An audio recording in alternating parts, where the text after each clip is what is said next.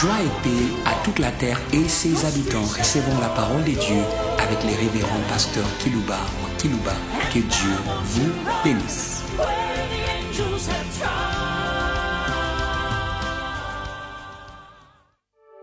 Nous voulons saluer tous nos auditeurs qui nous suivent en ligne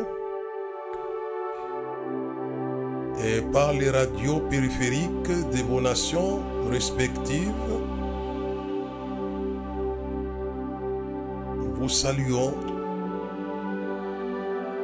de tout notre cœur. Au nom de celui par qui et pour qui sont toutes choses. Dieu vous bénisse en nous écoutant. Et notre sujet de la semaine s'intitule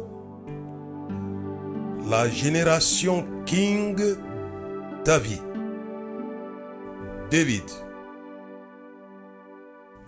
Pour les anglophones. Je vais lire la parole de Dieu dans le livre de Samuel, chapitre 16, versets 11 à 13. Puis Samuel dit à Isaïe, sont ceux-là tous tes fils et manquaient à l'appel. Et où était-il cet enfant à l'avenir glorieux? Était-il dans le fainéantisme? Pas du tout. Il répondit, il reste encore le plus jeune. Quelle que soit votre jeunesse, suivez-moi. J'aimerais que vous soyez animés de l'esprit du King David. Quelle que soit votre race, quel que soit votre statut, votre sexe, tout ce qui importe est que vous soyez de la génération du King David. Il manque à l'appel. Où est-il alors?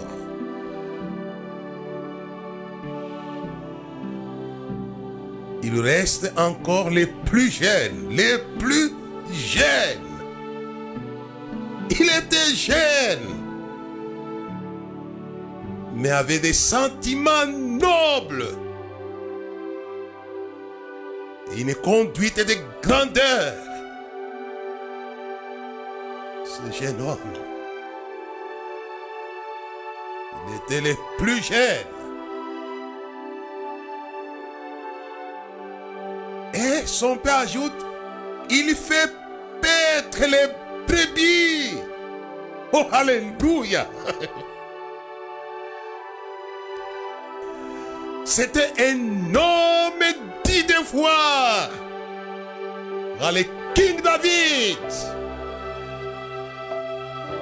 Ce n'était pas un fainéant. Ce n'était pas un paresseux. Ce n'était pas un homme oisif. C'était un homme occupé des affaires de son père, Isaïe. Son père savait qu'il était aux affaires familiales. Est-ce que Dieu le Père, our Father, peut vous rendre témoignage que vous êtes occupé des affaires familiales célestes?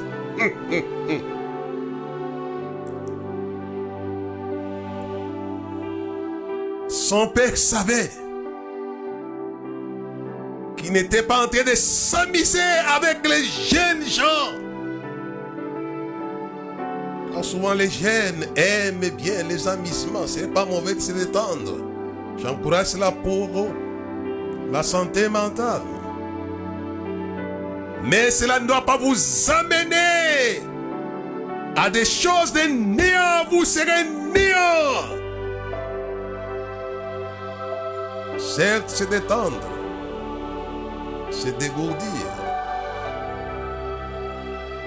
Mais que le diable n'utilise pas cela pour vous amener aux choses de néant. Et vous serez néant. Mais David était occupé. Et c'est son père qui rend ce témoignage. Il fait perdre les brebis. Il s'occupait des brebis.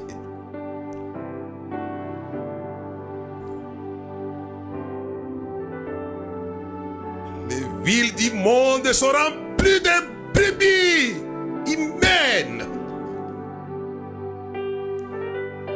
Oh, alléluia.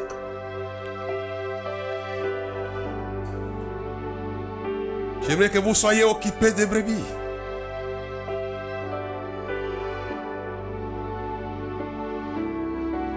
Et Dieu dit à Jonas, ne pourrais-je pas avoir de la compassion, de la miséricorde pour Ninive la grande où il y a des 120 000 personnes qui sont des brebis.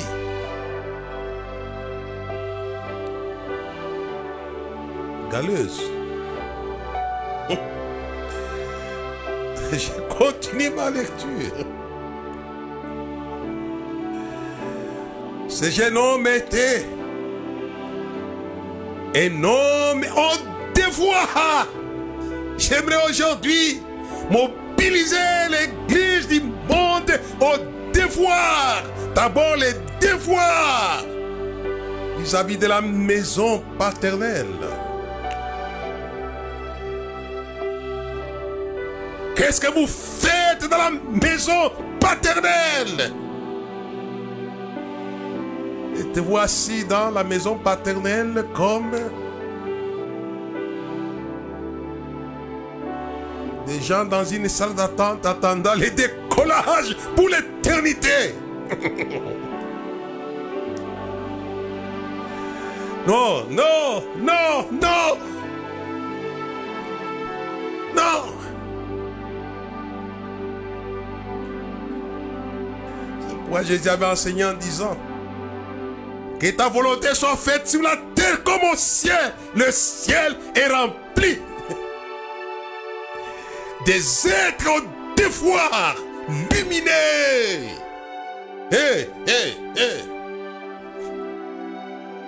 La Bible dit, il est servi nuit et jour. Nuit et jour. Oh, alléluia. Et Jésus a dit à ce que l'Église puisse avoir le comportement des habitants célestes. Ce sont les êtres au devoir. J'appelle ça au devoir noble. Non pas au devoir louche, au devoir sale. Ils sont occupés. Les gens pensent que quand on va aller dans le ciel, on va passer le temps en train d'admirer Dieu, en train de chantonner, de dandiner autour du trône de Dieu. Et c'est cela l'éternité. Moi, dit non. Si vous lisez dans Apocalypse chapitre 7, verset 9 à verset 17, la Bible dit, est claire. Jean pose la question aux 24 veillards. Mais qui sont ces multitudes-là revêtues de robes blanches et ayant des palmes d'or? Et les anges lui dirent, ce sont ceux-là qui viennent de la grande tribulation. Ils ont lavé les robes dans le sang. Dans le sang. Oh, alléluia. Lavez vos Job dans le sang. C'est pourquoi ils se tiennent devant le trône. Ils les servent nuit et jour. Alléluia. Une foule de toute nation, toute langue, tout peuple, toute tribu. Nous servirons l'Éternel éternellement. Nous ne serons pas déparessés dans le ciel. Il y a 10 boulots dans le ciel. Écoutez-moi. J'ai dit ce texte-là d'Apocalypse. Ils sont dans le ciel. Certes, ils chantent, mais ils travaillent. Et les gens de dire,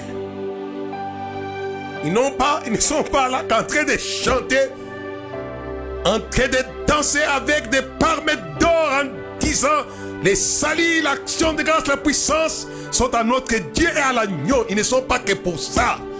Souvent quand les gens lisent ces textes, ils s'arrêtent par là. Il est important, j'aimerais vous conduire aujourd'hui par la grâce de Dieu qui m'est accordée pour aider son Église, dans laquelle je suis co-acteur avec les acteurs à travers les nations du monde. Chapitre 7 d'Apocalypse, chapitre 15, je l'ai dit. Je n'ai pas le temps, j'allais commencer au-dessus, mais pour gagner le temps, je lis seulement le verset 15. C'est pour ceux-là qui sont devant le trône de Dieu, ils le servent jour et nuit dans son temple. Celui qui est assis sur le trône dressera sa tente sur eux. Quand vous serez dans le ciel, vous ne serez pas seulement en train de chanter, d'adorer, de louer, vous allez servir. Il y a du boulot, il y a du job. Il y a du job de l'autre côté. Déjà, même quand le péché n'existait pas, Dieu crée l'homme à son image. L'homme et la femme sont saints. Il est plat dans les jardins d'Éden. Pour les cultiver et les garder, Dieu a l'essence des services. Vous allez travailler. Mais ça sera le travail dans le repos. Oh, alléluia. Vous n'allez pas travailler comme celui qui était hors du jardin d'Éden. Travailler en transpirant. Vous allez travailler sous la bénédiction édénique céleste. Ça sera bon de travailler. Je voulais dire, puisque les gens ont une mauvaise manière d'évaluer l'éternité à venir. On pense qu'on sera là-bas que pour adorer, louer Dieu. Oui, certes, la foule qui était là. Les saluts à notre Dieu qui est assis sur le trône et à l'agneau. C'est vrai, il criait. Il criait. Ils adoraient. Nous allons adorer, nous allons louer. Mais on ne va pas s'arrêter que là-dessus. Dans le tabernacle éternel. On va bosser. C'est pourquoi il est dit au verset 15. C'est pour ceux-là qui sont devant le trône de Dieu. Ils les servent jour et nuit dans son temple. Alléluia. Il n'y aura plus de chômeurs dans le ciel. Tous vont travailler un travail coordonné avec un seul PDG, Jésus de Nazareth. Car c'est le chef des opérations.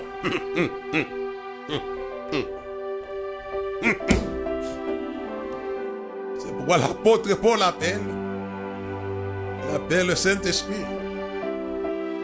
Que celui qui opère tout en tous. Alléluia. Vous allez travailler sous l'inspiration de la grâce. Vous allez chanter sous l'inspiration de la grâce. Mais vous allez aussi travailler. C'est pourquoi j'ai dit bien, il opère tout en tous. Je ne sais pas si l'église me comprend quand je m'arrête là-dessus. Vous allez travailler. Vous allez avoir l'inspiration pour adorer. Vous allez avoir l'inspiration pour louer. Pour danser. Vous allez... Je ne sais pas comment on va danser. Ça sera de danse extraordinaire. Sous l'inspiration de la grâce. Mais on va travailler aussi sous l'inspiration de la grâce. Alléluia et alléluia. J'aimerais que vous puissiez non simplement adorer, louer sous l'inspiration de la grâce, mais j'aimerais que vous puissiez travailler sous l'inspiration de la grâce. C'est ce que notre ami Paul nous dit. Il dit, j'ai travaillé plus que tous, non pas moi, mais la grâce de Dieu. Alléluia et alléluia. Recevez la grâce de Dieu, du King David. Une grâce opérationnelle qui vous rend opérationnel. Vous allez opérer dans vos villes, dans vos nations. C'est ça la génération de King David. C'est une nation active et non pas passive. Une génération debout. Non pas une génération assise, mais debout. Levez-vous. Moi j'ai même un psaume qui dit, bénissez l'Éternel, vous ses serviteurs, qui vous tenez pendant les nuits dans son temple. Alléluia. Nous avons été sauvés pour la vie, mais une vie active. Alléluia, alléluia. Non pas une vie passive.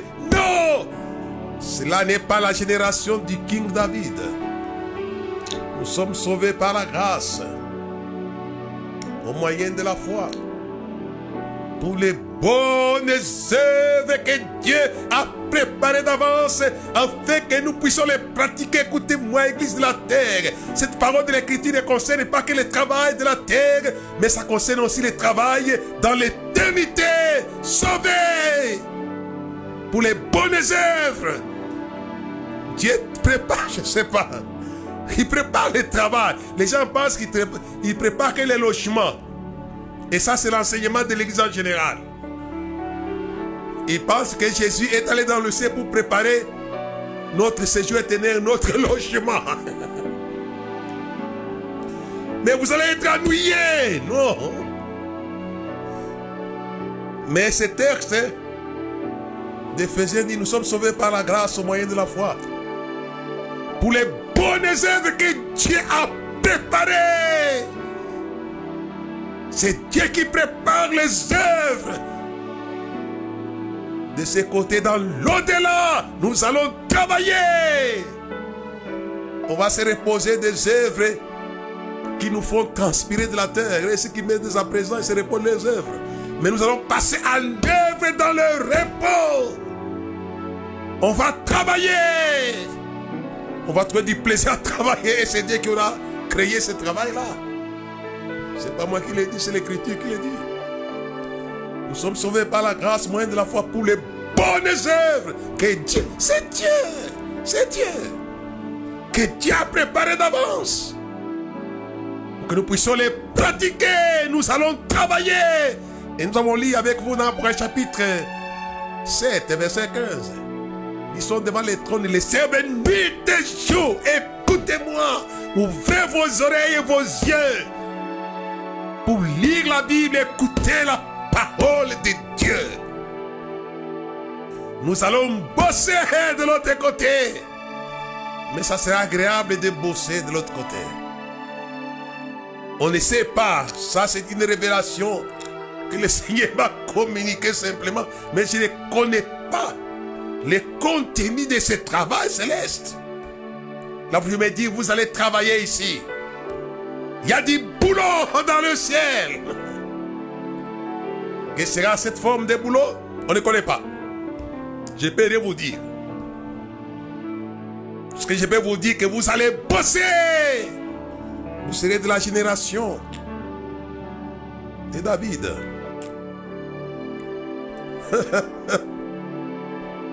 C'est un travailleur.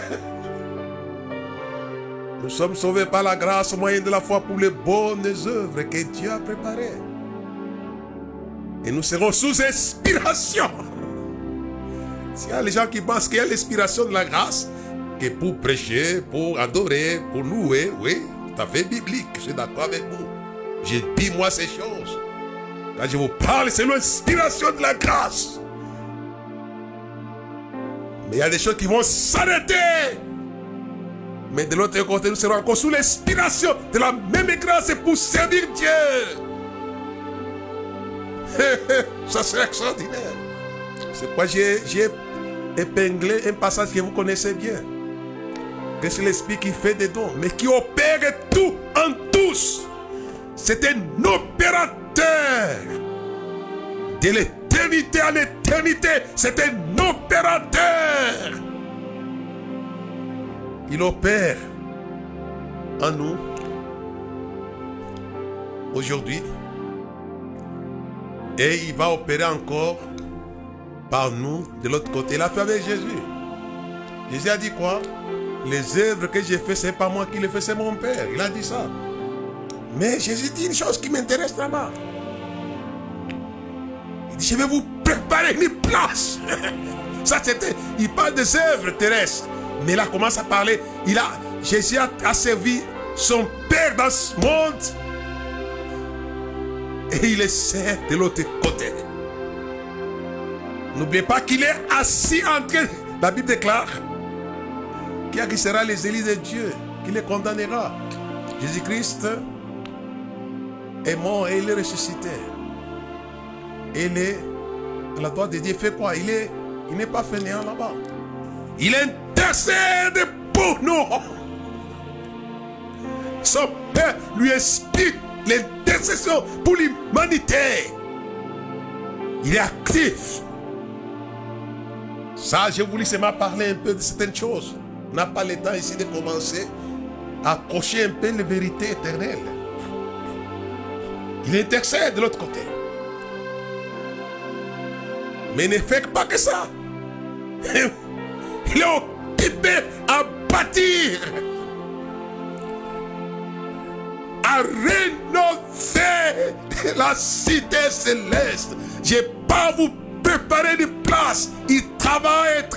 Lorsque j'aurai terminé, je reviendrai vous prendre avec moi. Il n'a pas encore terminé. Il y a 2000 ans qu'il prépare la place, qu'il travaille. Il n'a pas encore terminé. Il travaille. Jésus travaille. Il travaille.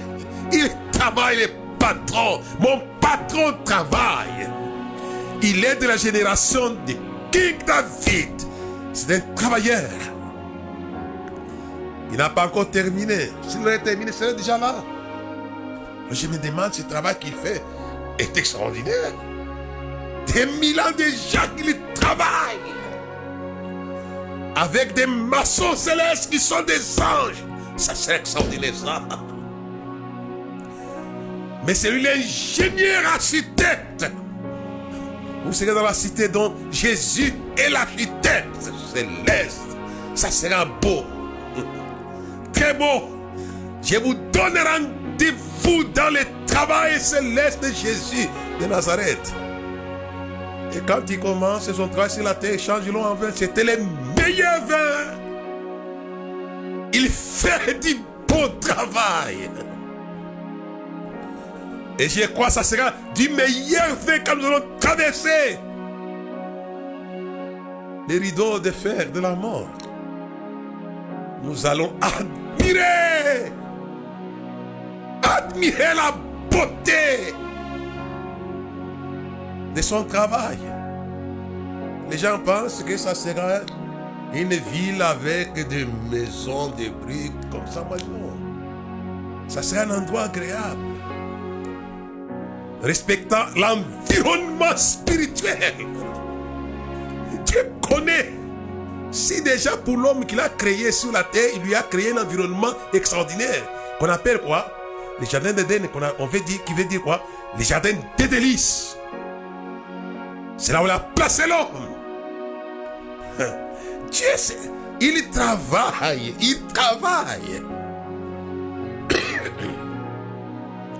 Quand il crée Lucifer, il avait placé sur sa montagne sainte les jardins d'Éden célestes. Ça, Lucifer connaît pendant que je parle là, puisqu'il a été là. C'était le travail de son patron. Il n'a rien créé, celui que vous suivez, Lucifer. Il a joui ce que vous jouirez. Parce que toi, tu es créé par lui et pour lui. C'était le Christ qui avait créé Lucifer et qui lui a créé l'environnement que Lucifer aimait.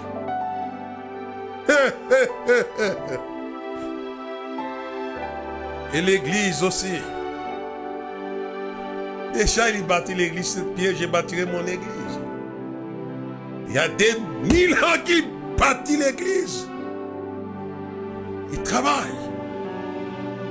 Mais il a un double travail. De ce côté et de l'autre côté. Lorsque j'aurai terminé, je viendrai. Mais il n'est pas encore là. Il n'est pas encore là, il travaille. J'en pense qu'il est dans le ciel assis, avec les anges en train de crier Alléluia Jésus, Alléluia Jésus. Et Gabriel dit Amen, Amen, Michael, Amen. Bon, Jésus est là assis. Non. Il travaille. C'est lui qui l'a dit, c'est pas moi qui l'invente. C'est lui qui l'a dit. Que vos cœurs ne se troublent point. Croyez en moi, croyez en Dieu. Croyez en Dieu, croyez en moi. Je m'en vais vous préparer une place. Lorsque j'aurai terminé, je reviendrai. Il reviendra. Ce qu'il retient, c'est le travail, les préparatifs de votre accueil dans le ciel. C'est ça qui le retient. Et quand j'aurai terminé, je reviendrai. C'est pourquoi j'ai dit que Jésus est de la sur les traces de David, Jésus. D'un travailleur.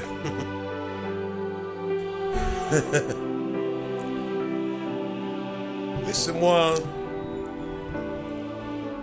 gagner le temps. Je crois que il y a beaucoup de choses à dire, mais Jésus, il est un travailleur. Quand vous lisez dans Luc chapitre 2, verset 46 à 49, il est dit, au bout de 3 jours, il est trouvé dans les temples. Il est dans les temples terrestres. Au travail. Aux affaires. Il est trouvé dans les temples assis au milieu des docteurs et les écoutant et les interrogeant. Tout ce qu'il entendait était frappé de son intelligence et de ses réponses. Quand ses parents les virent, ils furent saisis d'étonnement. Sa mère lui dit, mon enfant, pourquoi as-tu agi de la sorte avec nous? Voici, ton père et moi, nous te cherchons avec angoisse. Et Jésus est un peu énervé. Il leur dit, mais pourquoi me cherchez-vous? Ne saviez-vous pas qu'il faut que je m'occupe des affaires de mon père? Oh, alléluia! Il n'a que 12 ans. Il est occupé aux affaires de son père.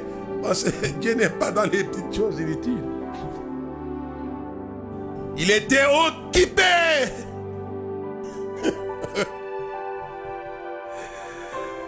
Tous les deux hommes, que ce soit Jésus, que ce soit David, c'était des hommes. Au devoir. Ne pourrais-je pas m'occuper des affaires de mon père? C'est bien d'avoir Dieu comme un père. Mais est-ce que vous êtes occupé? N'oubliez pas qu'à la fin de la vie de Jésus, dans Jean chapitre 19, verset 30, La Bible dit, on lui donne des vinaigres. Et après quoi, il dit quoi? Tout est accompli, j'ai tout fait. J'ai tout fait. J'ai tout fait. Oh, alléluia. J'ai tout fait. Quel travailleur. Et ça sera les mêmes écrits dans le ciel lorsqu'il aura terminé. Il va crier, j'ai tout fait. Qu'est-ce qu'il n'a pas fait pour vous habitants de la terre? J'ai tout fait. Il a tout fait pour votre salut. Il a tout fait pour votre bonheur. Il a tout fait. C'est un travailleur. Je ne suis pas venu pour faire quoi? Pour me servir, mais pour servir. Il est venu en mission de service. Non pas mission de fainéantisme que nous observons sur la terre dans les églises. Mais parfois dans les sommets de l'État, les gens s'occupent plus de quoi? De leurs droits que des devoirs de la nation.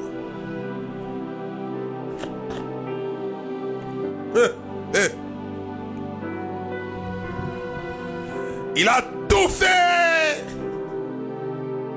C'est écrit, tout est accompli. Tout alors. Tout a été fait. Croyez en celui qui a tout fait. C'est un bosseur dès l'âge de 12 ans. Et à la fin termine par l'esprit de travail. Tout est accompli. Et dit adieu à la terre, à nous revoir. Car je vais encore me mettre au travail de l'autre côté. Il venait de travailler.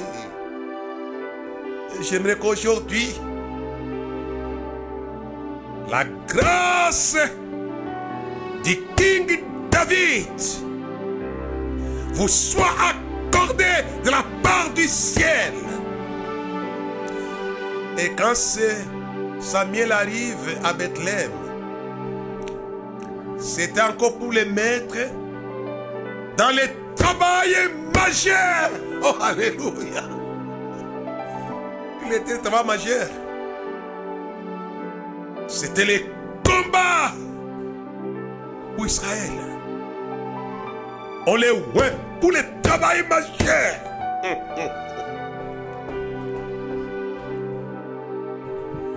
Il est fin.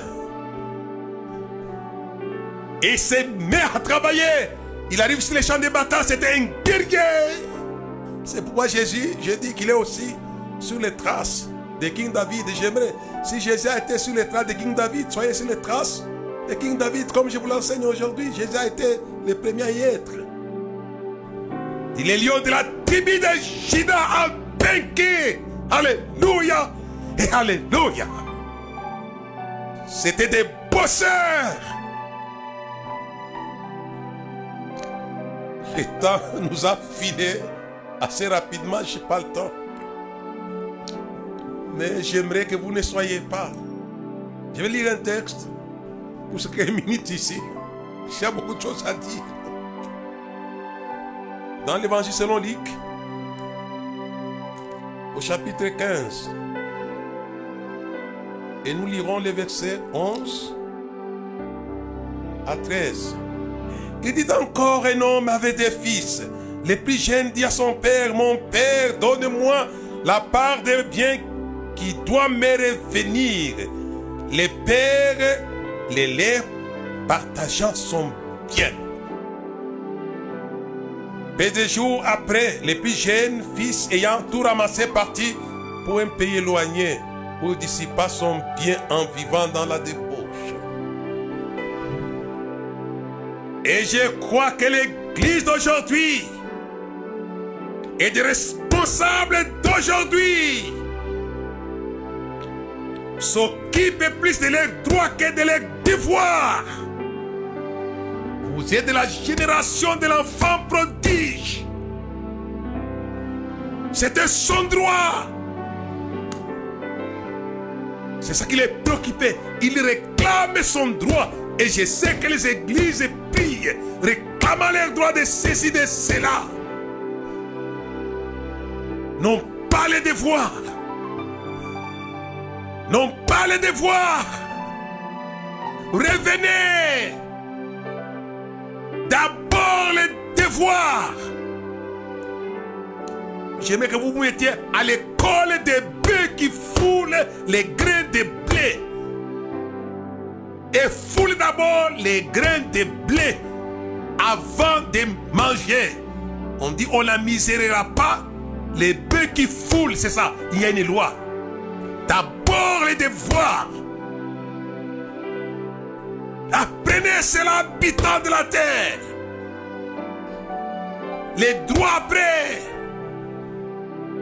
Aucun ne fait les services militaires à ses propres frais. D'abord les services militaires les fait après. Je vous demande de payer vos militaires, payer vos policiers. Mais que les policiers fassent les services avant de réclamer leurs droits, leurs salaires.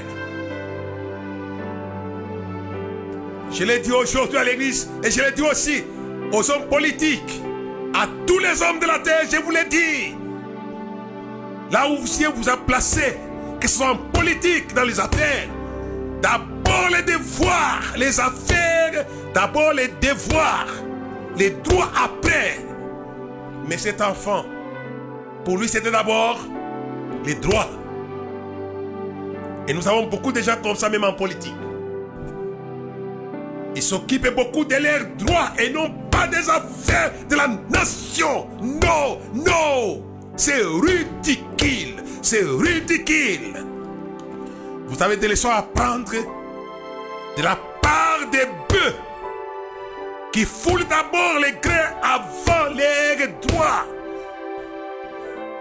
Il y a même les gens qui partent au-delà de leurs droits, puisqu'ils prennent plus que les droits que l'État a prévus pour eux.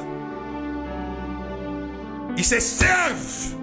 Non, c'est ridicule. Il est venu pour servir, non pas se servir. Les droits après, les droits après.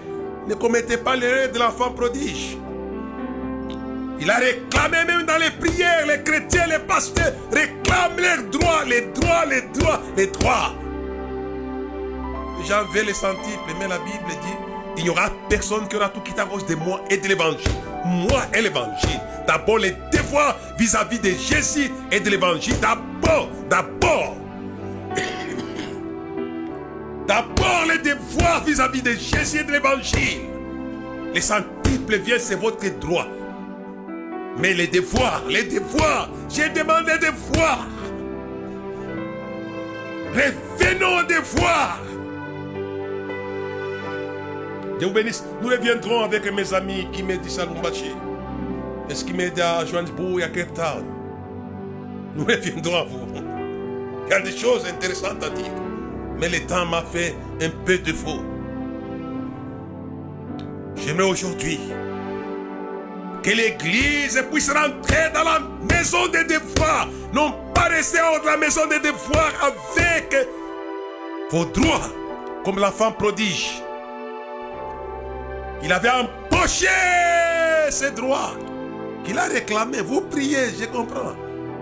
Vous demandez ceci, vous demandez cela. Mais vous n'êtes qu'un enfant prodige. Mais il y avait un enfant autre. Lui non simplement il avait ses droits, mais il avait aussi ses devoirs. Tel était le droit de David. C'est pourquoi je parle de la génération King David. C'était un homme au devoir majeur. Le temps, je voulais parler ici de devoirs majeurs, mais le temps nous manque, malheureusement. Les devoirs majeurs. Dieu vous bénisse. Recevez l'onction du devoir. Et ceux qui sont dans les devoirs, recevez la grâce de vos droits. Il n'y aura personne qui aura tout quitté à cause de l'évangile. De recevoir. D'abord l'évangile et Jésus. D'abord servez Jésus le Seigneur. Oh alléluia et alléluia. Et les droits après.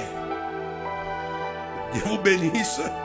Et à la prochaine. Je dis amen à ces messages. Et je dis encore amen à ces messages. Et je dis encore amen et amen. Alléluia. Amen.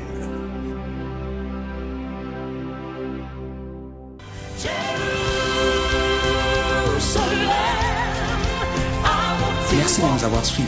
Faisons une large diffusion de la foi dans le monde au travers de ces enseignements.